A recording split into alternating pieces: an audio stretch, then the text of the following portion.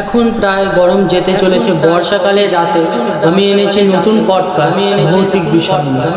আজকে আমাদের সাথে দুটো অতিথি, একজন আমার ভাই আর একজন আমার কাকা। তো তাদের জীবনে ঘটে যাওয়া কিছু ভৌতিক ঘটনা নিয়ে এই পুরো ভিডিওটা হবে, তাই যাবেন না, অবশ্যই একটি লাইক দিয়ে রাখবেন। এবং চলুন প্রথম ঘটনাতে আসা যাক। তো এইটা হলো আমার ভাই। তার জীবনে ঘটে যাওয়া একটি দুর্দান্ত ভৌতিক ঘটনা আছে, বলো। একদা এক সময় আমার তখন বয়স প্রায় 5 থেকে 7 বছর। আমি তখন রাত রাত 9টার সময়, 9টা প্রায়, আমি একটু ঘুরে বেড়াচ্ছিলাম এদিক ওদিক। ঘুরে বেড়ার সময় ঘরের ভিতরে? হ্যাঁ, ঘরের ভিতরে। তো এমন এক সময় আমার জেঠিমা তখন বাইরে বাসন ধুচ্ছিল। ওকে। তখন আমাদের বাড়িতে অত লাইট আসেনি, হলুদ লাইট জ্বলতো একটা বাইরে। ওই লাইটটাতে আমার জেঠিমা যিনি ছিলেন তিনি বাসন মাজছিলেন। এবার আমি ওই রাস্তা থেকে যাচ্ছিলাম। বলে রাখা ভালো যে আমাদের কলপাড়ে এই পাশে, আর আমাদের বাড়িটা ঠিক তার এই সামনে। আর আমাদের বাড়ি থেকে কলপাড়ে যেতে এই সাইড থেকে হয়ে, আচ্ছা, তারপর এখানে একটা রাস্তা আছে, ছোট মতো গলি মতো, ওখান থেকে যেতে হয়। ওকে ওকে। এবার সেখান থেকে আমি যাচ্ছিলাম, হঠাৎ আমার কি মনে হলো, আমি ওপরের দিকে তাকালাম। ওপরের দিকে তাকিয়ে আমি দেখতে পেলাম যা আমার দেখা উচিত ছিল না। আচ্ছা। আমার পা থেকে মাটি সরে গেল। দেখলাম একটি বাচ্চা ছেলে ওপরে এরম ভাবে দেয়ালে সেটে আছে। আচ্ছা। রং মাখাতে হবে। আচ্ছা। দেখলাম সেই ছেলেটি আমার দাদার মতো হুবহু দেখতে। আচ্ছা।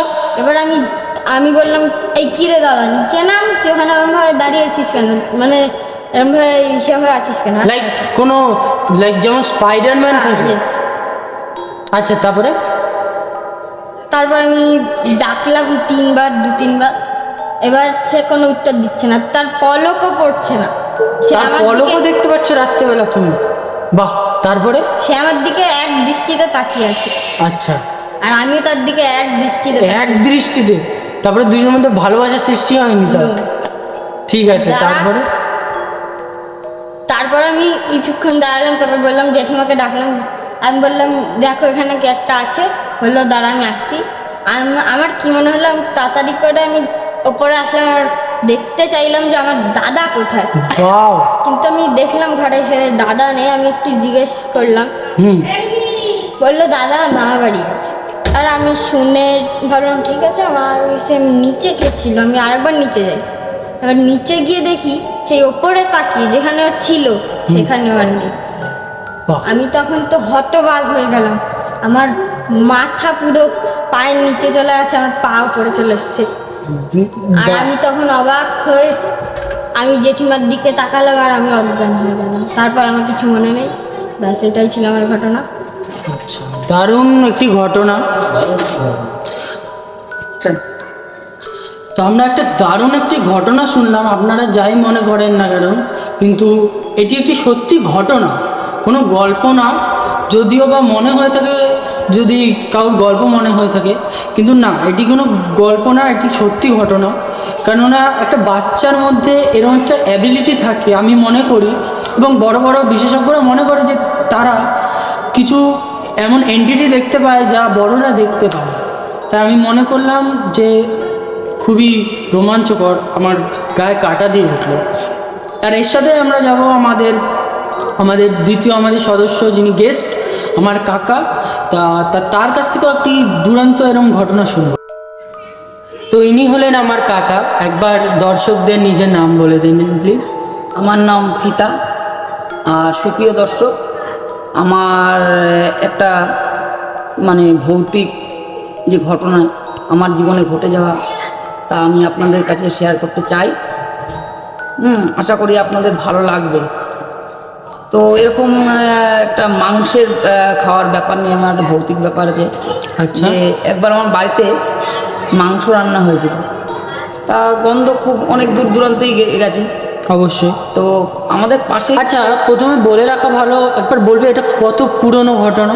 এটা এখন আমার বয়স প্রায় 40-45। তখন আমার বয়স এই 10-11।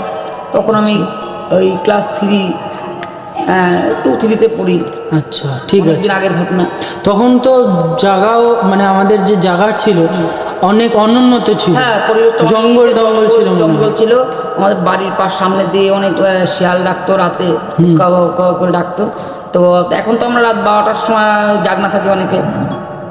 হ্যাঁ, না কেউ কেউ হয়তো 1টা-1:30 জাগনা, তো তখন আমাদের 7টার সময় ঘুমিয়ে পড়তো, কারণ তখন তো আর এই ইলেকট্রিসিটি ছিল না, অবশ্যই। আর এরকম বৈদ্যুতিক আলো ছিল না। হুম।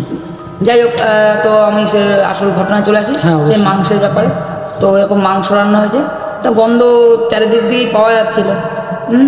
তো আমাদের পাশেই থাকে খেপি কাকিমা। তো খেপি কাকিমা ওই মাংসের খুব মানে প্রিয় হয়েছিল। তো যাই হোক, তখন রাত ধরুন ওই 7:30 বাজে। রান্না হয়ে গেছে, আমাদের খাওয়া দাওয়া কমপ্লিট। তা আমরা শুতে যাব। এই সময় খেপি কাকিমা জানলার পাশ দিয়ে আমাকে ডাকলো, পিতা পিতা। আমি বললাম, কে? বললো, এই পিতা, আমি খেপি। এই খেপিকে? আরে কাকিমা কাকিমা। ও আচ্ছা তাই। আমি বললাম, ঠিক আছে, কী ব্যাপার?